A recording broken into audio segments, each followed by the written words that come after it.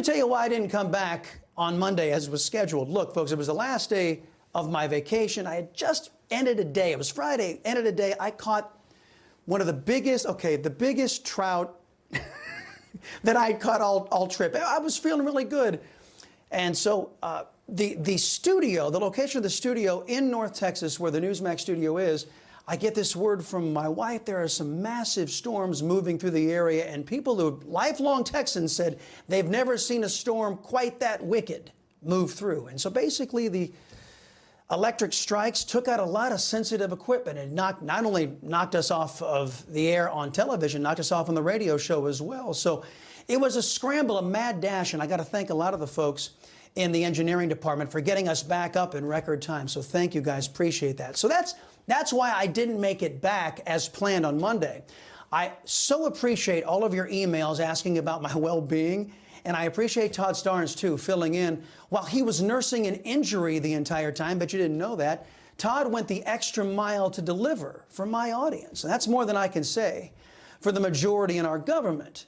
Seems the only time they go the extra mile is to obfuscate, lie, and hide the truth about what they've been up to with our money and in our name. And as they work to cover their tracks or impose their will, more often than not, the government is breaking the law. Democrats deserve punishment for violating the Constitution, a universal truth that few are acting upon. That is the subject of today's preamble. President Barack Obama made a habit of breaking the law, of betraying our people. Here's just one example. Obama staffed his newly created socialist agency, the absurdly named Consumer Financial Protection Bureau, with recess appointments. The only problem was that Congress wasn't in recess. The Senate was in a pro forma session, a tactic that Democrats successfully deployed to thwart George W. Bush nominees. But unlike Bush, Obama wasn't eager to kiss the rear ends of the opposing party.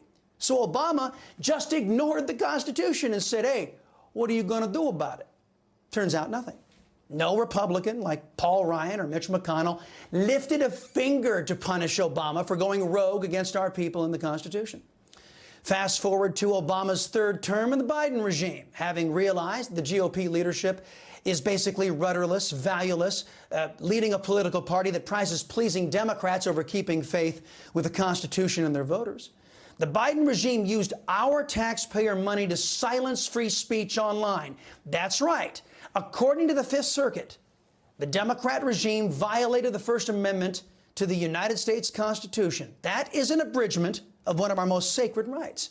It was greeted with a ho and a hum from the likes of Texas Senator John Cornyn, Mitch McConnell, Mitt Romney, Lisa Murkowski, among others.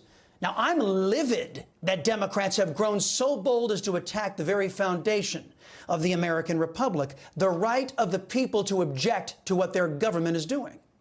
Has anyone in the Biden regime or Joe Biden himself paid any price whatsoever for this unlawful, dictatorial, and un-American behavior? No. Because the GOP, as it is currently constituted, wouldn't dream of defending your rights if it meant a leftist would meet much-deserved justice. But unlike the brain trust in the GOP, liberals who still wish to be Americans, they have come out to defend you GOP voters.